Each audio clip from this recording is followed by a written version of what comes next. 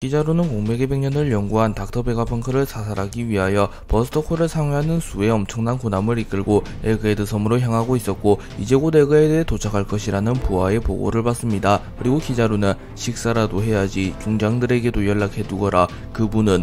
이라고 물으며 곧 도착할 예정이니 우선 식사를 할 준비를 하겠다고 말합니다. 그리고 키자루는 누군가와 동행하고 있으며 누군가에게 음식을 대접하기 위하여 독검사를 하는 모습과 자신이 직접 음식을 대접하는 모습을 연출하였기에 그 누군가는 해군대장보다도 훨씬 직위가 높은 인물로 묘사되었습니다. 그리고 그 인물은 오로성으로 밝혀졌고 키자루와 오로성이 함께 에그헤드 섬으로 향한다는 게 공개되었습니다. 그리고 원피스가 연재된 이후 오로성들은 단 한 번도 일선에 나선 적이 없었으며 마리조아를 벗어난 적도 없었기에 오로성의 등장은 매우 충격적이었습니다. 그리고 오로성이 직접 움직인 이유가 무엇인지는 알 수 없으나 오로성은 정상결전, 토투무지카의 부활, 사왕연합 결성, 가펠리 사건 등 중대한 상황에서도 단 한 번도 움직인 적이 없기에 닥터 베가펑크와 루피가 상상 이상으로 위험한 존재들임을 알 수 있습니다. 또한 오로성이 굳이 상황이 있는 곳에 나선 것으로 보아 오로성의 무력이 매우 강할 가능성도 존재합니다. 또한 세라핌의 명령권이 가장 높은 인물이 오로성이기에 어쩌면 세라핌을 통제하기 위하여 오로성이 직접 움직였을 것으로 추정됩니다. 스투시는 자신의 은인 베가펑크를 돕기 위하여 CP0를 배신한 뒤 밀짚모자 일당을 도와 루치와 카쿠를 잠재우는 데 성공하였고 그 이후 사라진 스텔라를 찾기 위하여 에그헤드 섬 전역을 수색합니다. 하지만 스투시는 결국 스텔라를 찾지는 못하였고 밀짚모자 일당이 세라핌에게 공격당하였고 스투시는 자리를 피합니다. 그리고 스투시는 현재 해군이 베가펑크를 사살하기 위하여 에그헤드로 오고 있다는 정보를 전달해주기 위하여 곧바로 센토마루에게 연락합니다. 그리고 스투시는 센토마루에게 CP0의 임무는 닥터를 말살하고 키자루의 도착을 기다리는 것이라고 말했고 센토마루는 해군대장이자 자신과 친한 키자루가 오고 있다는 소식을 듣고 매우 놀랍니다. 그리고 스투시는 세계정부가 오하라 사태보다 에그헤드 사태를 더 크게 보고 있기에 버스터콜을 훨씬 상회하는 전력이 에그헤드로 오고 있다고 말합니다. 그리고 스투시는 세계정부가 강경하게 대응하는 이유가 이유 1. 닥터는 오하라의 금지된 연구를 이어받아서 그 이상으로 진행하고 있다. 이유 2. 오하라에는 없었던 전투력이 에그헤드에는 있다 라고 말합니다. 그렇기에 세계정부에서는 오하라의 고고학자들이 연구한 것을 세계 최고의 두뇌를 가진 베가펑크가 이어받아 더 깊게 연구하는 것에 1차적으로 위기를 느꼈고 에그헤드에는 세라핌과 파시피스타 마크3라는 걸출한 전력들이 있기에 기어코 해군대장을 출격시킨 것입니다. 또한 세라핌 명령 위권 최상위에 해당하는 오로성 역시 세라핌을 회수하기 위하여 위험을 무릅쓰고 에그헤드로 오고 있는 것으로 추정됩니다. 센토마루는 스투시에게 해군대장 키자루가 에그헤드로 오고 있다는 소식을 들은 이후 무슨 일 생기면 나한테 연락을, 연구층의 통신기기는 모두 망가졌어 라고 말한 뒤 에그헤드 섬 공장에 있는 시민들과 노동자들을 대피시키기 위하여 급하게 공장으로 향합니다. 그리고 센토마루는 모두에게 해군의 목적과 키자루가 오고 있음을 알렸고 들었지, 해군이 여기서 뭘 할 생각인지 역사로 좀 배워, 망설일 시간 따윈 없다 라고 말하며 오하라처럼 소멸되기 싫다며 빨리 에그헤드에서 벗어나라고 말합니다. 그리고 그 말을 들은 공장 노동자들과 시민은 배를 띄워라, 섬에서 탈출한다, 해군이 오기 전에 라고 말한 뒤 곧바로 에그헤드 섬에서 빠져나가려 합니다.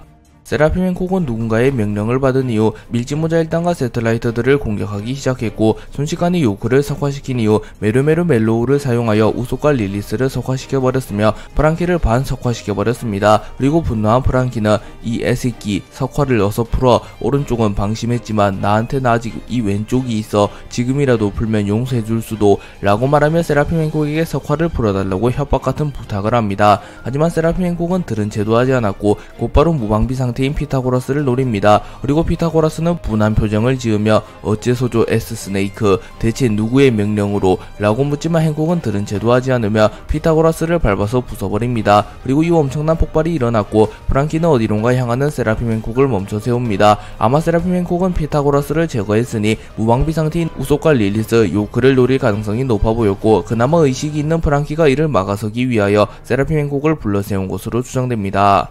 밀짚모자 일당은 에그헤드 섬에서 베가펑크의 본체 스텔라를 만난 직후까지만 하더라도 평화로운 모험을 즐기고 있었으나 세라핌과 CP0의 습격으로 인하여 위기를 맞이하게 됩니다. 그리고 배신자의 등장으로 회수했던 세라핌들이 다시 날뛰기 시작했고 스텔라마저 사라져버리며 밀짚모자 일당은 위기에 봉착했습니다. 그리고 아틀라스 로빈 초파는 스텔라를 찾기 위하여 에그헤드 섬을 수색하다가 나미의 비명과 폭음을 들은 이후 에그헤드 섬에 무슨 일이 생겼음을 파악합니다.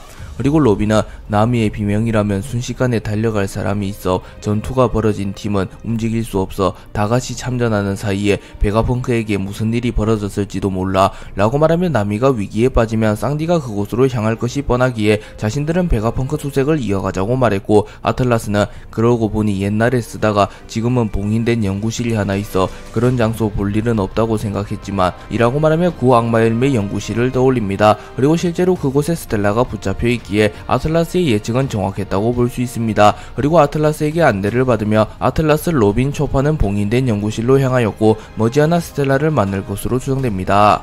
로빈의 예상대로 나미의 비명소리를 듣자마자 쌍디가 나타났고, 쌍디는 나미를 노린 세라핌 징배를 마킹합니다. 그리고 나미는 그 틈을 타 에디슨의 의식을 되찾으려 했고, 브룩은 베가펑크를 찾으러 가겠다고 말합니다. 그리고 쌍디는 징배의 공격을 간단히 막아선 이후 네가 과연 알 수 있을까 사랑의 힘을 이라고 말하며 세라핌 징배를 상대로 자신만만한 표정을 짓습니다. 그리고 전투력상으로 쌍디가 세라핌 징배보다 우위일 것으로 추정되기에 쌍디의 등장으로 인하여 나미, 브룩, 에디슨은 위기를 탈출했다고 볼 수 있습니다. 다만 쌍디는 루나리아족의 약점을 모르기에 무작정 세라핌 징배를 공격했다가는 체력적인 한계로 인하여 세라핌 징배에게 패배할 가능성이 존재하기에 세라핌 징배와 쌍디의 대결의 키포인트는 쌍디가 얼마나 빨리 루나리아족의 약점을 파악하느냐가 될 것 같습니다.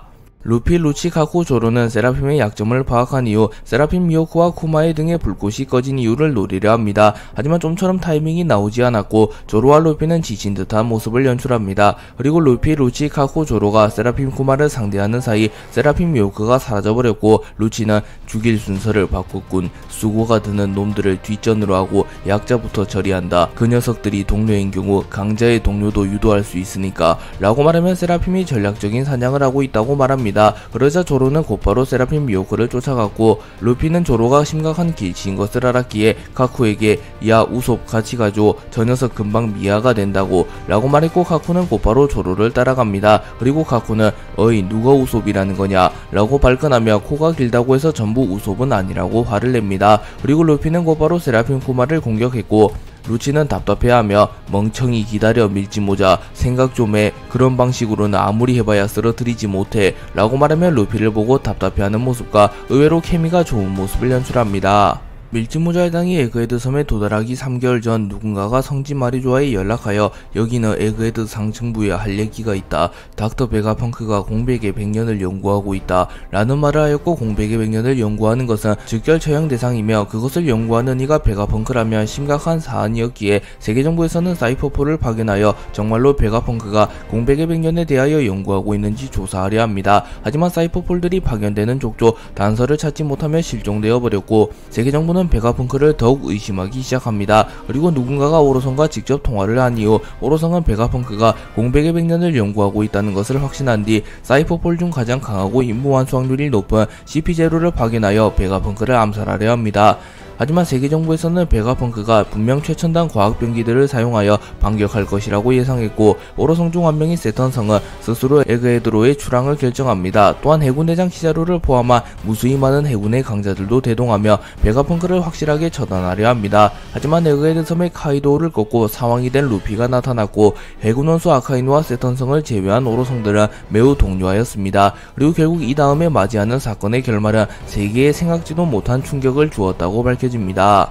샤카가 스텔라를 찾는데 성공한 이후 곧바로 스텔라를 풀어주려 합니다. 하지만 그 순간 누군가가 나타나 샤카의 머리에 총을 쏴버렸고 샤카는 의식을 잃으며 쓰러집니다. 그리고 분노한 스텔라는 누구냐 대답해 라고 말했고, 이윽고 배신자의 정체가 드러납니다. 그리고 배신자는 베가펑크의 새틀라이트 중 한 명인 요크였고, 요크는 자신이 배신한 이유가 천룡인이 되기 위해서라고 말합니다. 그러자 스텔라는 분노하며 무슨 소리냐 요크, 옛날에 가지 않았느냐 마리조아에, 그런 더러운 인간이 되고 싶다고 라고 말했고, 요크는 우후후후 샤카라면 그렇게 말했겠지, 이미 죽었지만 말이야, 진짜 귀찮다니까 말이야 다른 베가펑크들, 닥터 베가펑크는 이 세계에 한 명이면 충분해 라고 말하며 자신이 베가펑크를 배신한 이유는 유일한 베가펑크가 되어 세계정부로부터 자신의 가치를 인정받은 이후 천룡인이 되기 위함이라고 밝혔습니다. 샹크스는 키드 해적단이 나타난 이후 곧바로 출항이라고 말하며 전쟁을 선포했고, 샹크스를 동경하던 꼬마는 샹크스, 전쟁에 따라가봐도 돼? 라고 묻습니다. 그리고 샹크스는 걱정 마라, 이곳을 전쟁터로 만들진 않을 테니까 라고 말한 뒤 도기, 브록이 나 좀 도와줄 수 있나? 여기서 큰 피해를 내고 싶진 않아 라고 말하며 키드 해적단을 초살내버리기 위하여 거인족들에게도 도움을 요청합니다. 그리고 샹크스의 오랜 친구였던 거인들은 곧바로 이를 수락하였고, 빨간머리 해적단 과 거인족의 동맹이 체결됩니다. 그리고 샹크스는 록스타에게 이봐, 그 전에 한 가지만 확인해줘. 지금 당장 나랑 싸우겠나? 로드 포네그리프를 두고 떠나겠나? 현명하게 선택해라 라는 전언을 키드에게 전해라 라고 말합니다. 그리고 다음 컷은 키드로 전환이 되었고, 키드는 엘바프에 도달한 이후 빨간머리 적단의 배를 발견합니다. 그리고 킬러는 과거의 항쟁을 떠올리며 이번에는 팔만 잃는 것이 아니라 목숨을 잃을지도 몰라 라고 말하며 샹크스와 싸우는 건 무리라고 말합니다. 하지만 키드는 웃으며 하하하, 하지만 그건 내가 졌을 때의 이야기잖아, 안 그렇냐? 라고 말하며 상황 샹크스를 상대로도 겁먹지 않는 모습을 연출하며, 결국 키드는 샹크스에게 로드 포네그리프를 주고 떠나는 것이 아닌 샹크스와의 대결을 펼칠 것으로 추정됩니다. 다만 키드와 샹크스의 전력 차이가 워낙 심하다 보니 이 대결에서 키드가 승리할 가능성은 매우 적다고 볼 수 있는데요. 요크는 자신이 유일한 베가펑크가 되어 천룡인이 되기 위하여 베가펑크와 세틀라이트들을 배신해버렸습니다. 그리고 요크는 베가펑크의 욕구를 담당하는 세틀라이트이기에 요크가 배신을 한 동기에는 성공하고 싶다는 욕망이 담겨있을 가능성이 높습니다. 그리고 요크는 세계정부와의 거래를 성공하며 베가펑크를 몰살시킬 계획을 완벽하게 짰으나 밀짚모자 일당 등장이라는 변수가 발생했으며, 설상가상으로 세계정부에서도 요크를 토사구팽해버리며 요크는 유일한 베가펑크가 될 가능성도 적어졌으며, 기적적으로 모든 베가펑크를 몰살시킨다고 하더라도 세계정부에게 버림받을 운명이기에 요크는 사실상 외통수에 걸렸다고 볼 수 있습니다. 그리고 요크 역시 이 사실을 베가펑크 암살 계획을 시도하기 몇 시간 전에 알게 되었고, 세라핌들을 모아놓고 곤란하게도 세계정부는 스텔라만이 아니라 나도 제거하기로 한 것 같아. 그럼 나도 작전이 있어. 너희는 우선 방해군을 정리해줘. 프론티오돔은 다쳤으니 나와 스텔라 지하에 인지를 남기고 전부 죽여줘 라고 말하며 자신과 스텔라, 사이퍼폴 요원을 제외한 에그헤드 섬의 모든 인물들을 죽이라고 명령합니다. 요크는 세라핌들에게 너희가 날뛰면 그걸 명령한 자는 누구인가 라고 범인 찾기가 시작될 거야. 만약 들키면 나는 힘으로는 그 멤버들에게는 상대가 안되니 세라핌 행콕, 그들의 눈앞에서 나를 처리한 척 해줘. 보는 눈이 없을 때 기술을 풀어줘 라고 말했고, 세라핌 행콕은 따봉을 날리며 알겠다고 답합니다. 그렇기에 요크는 자신이 배신자라는 것을 숨기기 위하여 세라핌 행콕에게 공격을 당하는 척 연기를 하였으며, 모두의 이목이 타 세라핌에게 집중된 틈을 타 세라핌 행콕의 능력으로 석화 상태를 풀어버린 이후 곧바로 스텔라를 묶어놓은 곳으로 향하였으며, 그곳을 제외한 연구소를 모조리 부숴버리려는 작전을 세웠던 것입니다. 그리고 요크의 계획은 세라핌을 필두로 꽤나 성공적으로 진행되었고, 스텔라를 제외한 모두를 속여냈으며 샤카를 리타이어 시키는데 성공하였습니다. 다만 밀짚모자 일당과 CP0의 활약으로 섬 전체를 부숴버리고 모든 베가펑크 세틀라이트들을 사살해야 하는 세라핌들이 발목을 잡히고 있으며 역으로 제압될 위기에 처했습니다. 또한 에그헤드 섬에는 검은 수염 해적단 오로성 키자루라는 요크 입장에서는 불청객들이 오고 있기에 사실상 요크의 계획은 실패할 가능성이 높다고 볼 수 있습니다. 스투시에게 키자루가 오고 있다는 소식을 전해들은 센토마르는 에그헤드 섬의 모든 이들에게 탈출 명령을 내렸습니다. 하지만 센토마르 본인은 탈출하지 않았으며 파시피스타 마크3를 모두 모아놓고 무언가를 기다리고 있는 듯한 모습을 연출하였기에 센토마르는 베가펑크를 위해서 세계정부를 배신하는 것을 확정지었으며, 베가펑크를 돕기 위하여 자신의 삼촌과도 다름없는 키자루와 대결할 가능성이 높아졌습니다.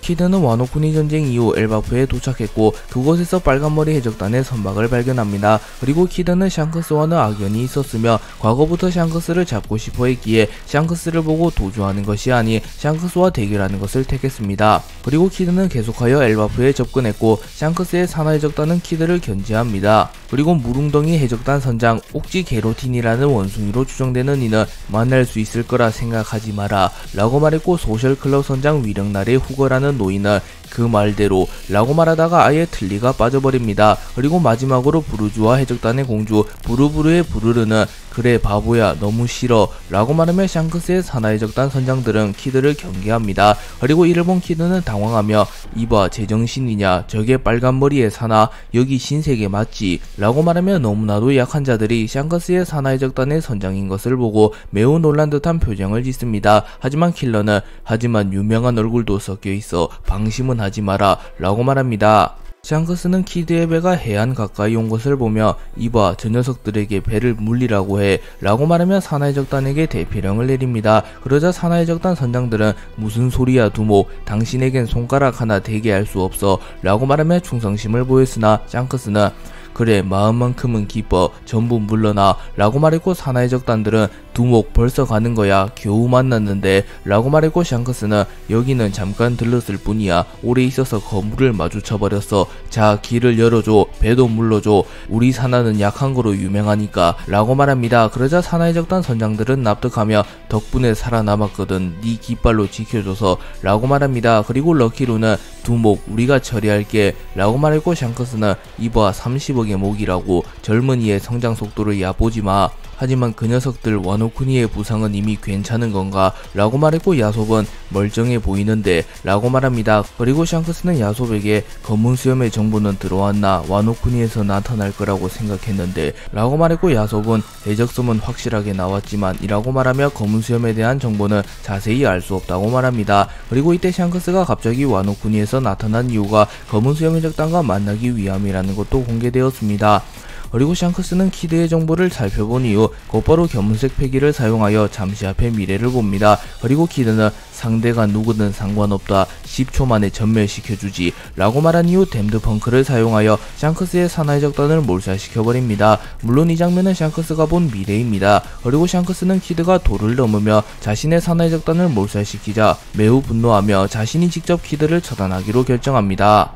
미래를 본 샹크스는 피해를 최소화하기 위하여 자신이 직접 나섰고 도리와 브로기에게 무언가를 준비하라고 말합니다. 그리고 키드는 갑자기 나타난 샹크스를 보며 놀랐고 샹크스는 곧바로 카무사리를 사용하여 키드를 원콤 내버리는 강력한 모습을 연출합니다. 참고로 카무사리는 과거 로저가 오뎅에게 사용했던 기술이며 폐왕색을 휘감는 것보다 상위 단계로 추정되는 폐왕색을 방출하여 공격하는 경지입니다. 그리고 샹크스의 카무사리는 연출만큼은 로저의 카무사리를 상회하였고 샹크스가 자신의 검 그리폰을 꺼내자 폐왕색 패기의 형태를 띈 그리폰이 나타나 키드를 위협합니다. 그리고 결국 샹크스의 카무사리가 키드에게 적중하였고 키드를 보호하기 위해 옆에 있던 킬러마저 원콤 내버렸고 사실상 키드의 적단은 샹크스의 카무사리 단 한 방만에 패배하였다고 볼 수 있습니다. 그리고 키드와 킬러는 정신을 잃으며 쓰러졌고 키드의 적단의 선원들은 키드와 킬러를 살리기 위하여 항복할게 빨간머리 두목을 죽이지는 말아줘 이게 로드 포네그리프 라고 말하며 샹크스에게 자신들의 로드 포네그리프를 바치며 자비를 구걸합니다. 그리고 샹크스는 최소 2개의 로드 포네그리프를 가지게 되었으며 만약 자신들이 로드 포네그리프를 더 가지고 있었다면 단숨에 해적왕에 가까워졌다고 볼 수 있습니다. 샹크스는 로드 포네그리프를 건네받았고 그 순간 빨간머리 적단의 선원 한 명이 두목 이쪽으로 라고 말한 뒤 샹크스는 곧바로 키드 적단의 배에서 내려갑니다. 그리고 도리와 브로기는 어이 꼬맹이 인간 남의 고향에 총구를 들이대며 같은 꼴을 당할 각오는 하라고 라고 말한 뒤 곧바로 패국이라는 합동기를 사용하여 키드 적단의 배를 반토막 내버립니다. 그리고 곧바로 신세계 엘바프에서 현상금 30억의 해적 유스타스 캡틴 키드가 이끄는 키드 해적단 괴멸 이라는 나레이션이 흘러나옵니다. 또한 샹크스는 여전히 분노한 듯한 모습을 보이고 있었습니다. 그리고 키드와 킬러를 포함한 키드 해적단은 모두 바다에 빠져버렸고 선박마저 사실상 개박살이 났기에 키드 해적단은 해적왕 경쟁에서 밀려났으며 사실상 목숨을 부지하기도 힘든 절망적인 상황에 놓였다고 볼 수 있습니다. 또한 로우 역시 티치에 의하여 리타이어 되었기에 결론적으로 루피와 해적왕 자리를 두고 경쟁할 가장 유력한 후보였던 키드와 로우가 사라져버렸으며 티치와 샹크스가 해적왕에 한층 더 다가왔다고 볼 수 있습니다. 그리고 공교롭게도 루피는 모든 사왕을 쓰러뜨리겠다고 말했는데 현재 루피는 카이도우와 빅맘을 잡아냈으니 그 당시 사왕이었던 샹크스 티치만을 제압한다면 자신의 목표를 달성할 수 있게 됩니다. 페로나는 검은 수염 해적단 선원들이 지키고 있는 감옥을 급습하였고 순식간에 호로호로 열매의 능력을 사용하며 검은 수염 해적단 선원들을 제압했고 검은 수염 해적단 선원들은 호로호로 열매의 능력에 당하며 좌절하는 모습을 보입니다. 그리고 페로나는 곧바로 열쇠를 강탈하였고 감옥에 붙잡힌 인물 중 기운이 넘치는 인물을 찾아다녔고 감옥에 붙잡힌 와중에 운동을 하고 있는 코비를 만나게 됩니다. 참고로 모리아는 자신의 부하만큼은 끔찍히 아끼는 인물이었기에 압살롬이 티치에게 납치당하자 압살롬을 구하기 위하여 홀로 하치노스 섬으로 향합니다. 그리고 결국 모리아는 하치노스 섬에 감금되었고 모리아의 충신이었던 페로나도 모리아를 구하기 위하여 하치노스 섬에 왔다가 붙잡힌 것으로 추정됩니다. 그리고 코비와 페로나는 하치노스 섬에서 만나게 되었고 코비는 본의 아니게 페로나의 도움을 받고 하치노스 섬에서 탈옥하는 데 성공합니다. 그리고 페로나는 이때 이봐 너를 도와줄 테니까 모리아님을 해방해줘 라고 말하며 코비에게 모리아를 구해달라고 부탁합니다. 그리고 코비는 해적과 손을 잡아버렸지만 어쩔 수 없는 선택이었어 라고 말했기에 코비가 모리아를 도와줄 가능성이 높아 보입니다. 또한 거프 역시 가벨리에서 로조와 손을 잡은 적이 있는데 거프의 후계자 코비 역시 해적과 손을 잡는 모습이 연출되었습니다.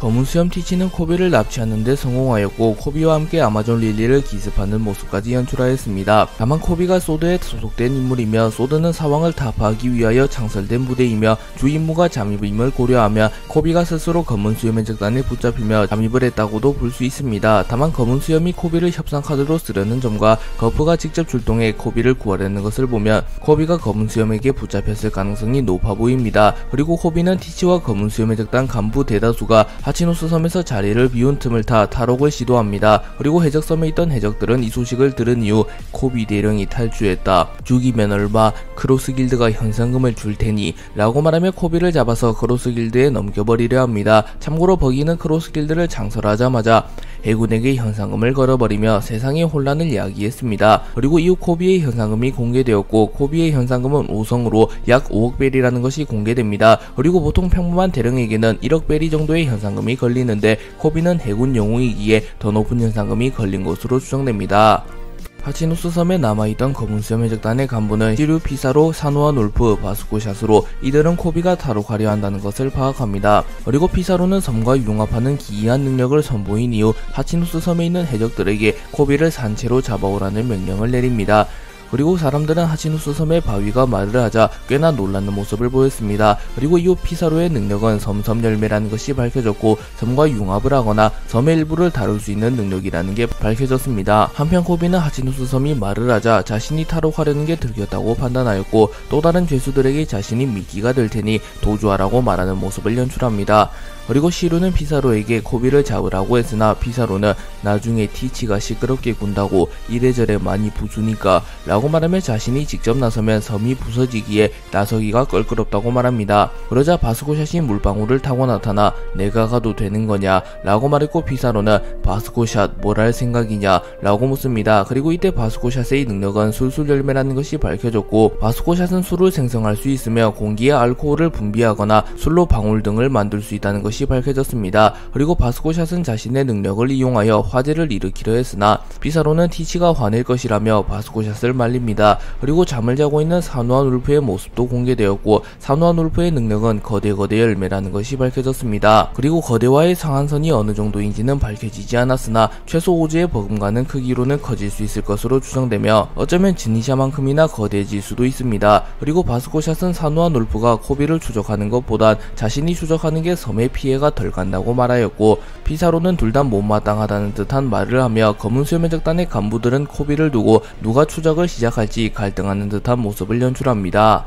티치는 코비를 납치한 이후 영웅 코비 나는 말이야 이 해적섬을 하나의 국가로 만들고 싶은 거야. 세계정부에 소속하는 나라로 말이지. 내가 국왕 검은수염 왕국 제하하하 어떠냐 라고 말하며 코비를 세계정부에 돌려주는 대가로 자신의 해적섬을 세계정부 가맹국으로 만들어야 한다는 것이 밝혀졌습니다.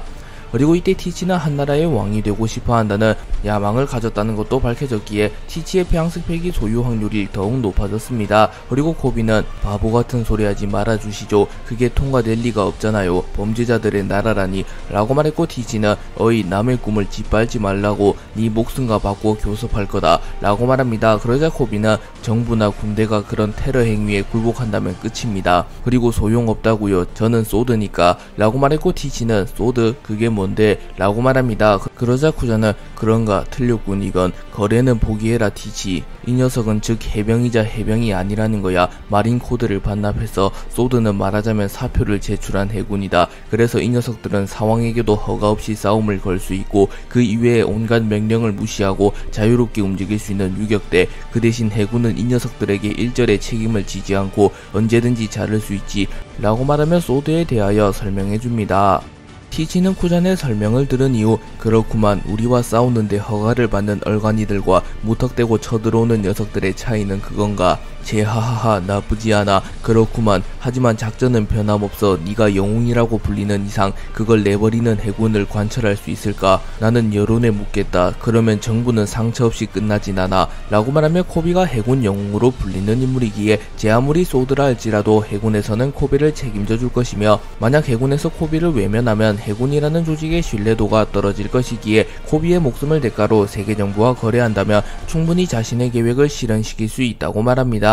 그리고 실제로 해군 영웅이라는 이름값은 결코 만만히 볼 것이 아닌데요. 거푸는 상부의 명령을 수차례 거부하고 제멋대로 행동했으며 자신의 아들이 세계 최악의 범죄자 드래곤이며 아들은 사왕이라고 불리는 루피임에도 아무런 처벌을 받지 않았습니다. 심지어 해적왕의 자식을 몰래 보호해주고도 일절 처벌을 받지 않은 것을 보면 해군 영웅이라는 칭호가 해군 내에서 얼마나 상징적인 칭호인지 알 수 있습니다.